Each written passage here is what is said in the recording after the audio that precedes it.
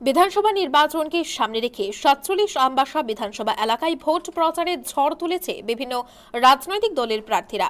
শনিবার আমবাসা বিধানসভা কেন্দ্রের কংগ্রেস সমর্থিত সিপিআইএম প্রার্থী অমলেন্দু দেববর্মা বাড়ি বাড়ি ভোট প্রচারের ঝড় তোলেন।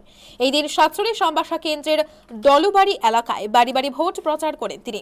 সাথে ছিল সিপিআইএম ও কংগ্রেসের প্রার্থী সমর্থকরা। ডলুবাড়ি এলাকায় বাড়ি বাড়ি ভোট প্রচারে গিয়ে গণদেবতাদের সাথে কথা বলেন সিপিআইএম প্রার্থী অমলেন্দু দেববর্মা। তিনি জানান, বাড়ি বাড়ি ভোট প্রচারে ব্যাপক সাড়া পাচ্ছেন। বিজেপি সরকারের ৫ বছরের কাজে মানুষ অতিষ্ঠ। এই সরকারের প্রতি মানুষ ক্ষোভ প্রকাশ করছে। প্রতিশ্রুতি দিয়ে মানুষের সাথে যারা প্রতারণা করেছে তাদেরকে জবাব দেবে রাজ্যের মানুষ। সিপিআইএম এর জয় নিশ্চিত বলেও অভিমত ব্যক্ত করেন তিনি। ডলুবাড়ি এলাকায় আমবাসা বিধানসভা কেন্দ্রের গুরুত্বপূর্ণ জায়গা। এই জায়গায় আমরা বাড়ি বাড়িতে প্রচার করছি।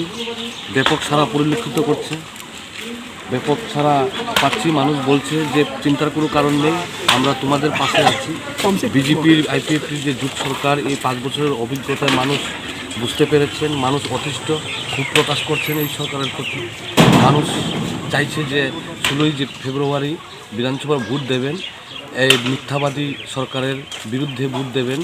প্রতিশ্রুতি দিয়ে যারা প্রতারণা করেছে এই রাজ্যবাসী তার বদলা নেবেন, প্রতারণার প্রতিশোধ নেবেন। মানুষের সাথে বিশ্বাসঘাতকতা করেছে দেশের প্রধানমন্ত্রী সহ বিজেপির সরকার, এর প্রতিশোধ নেবেন এবং আমরা নিশ্চিত জয় আমাদের নিশ্চিত, এটা মানুষ বুঝতে পারবে। বাম কংগ্রেস জোট প্রার্থী জয়ের বিষয়ে আত্মবিশ্বাসী হলেও এই কেন্দ্রে কঠিন লড়াইয়ের মুখে পড়তে হবে সমস্ত দলের প্রার্থীদের, তা এক প্রকাশ স্পষ্ট।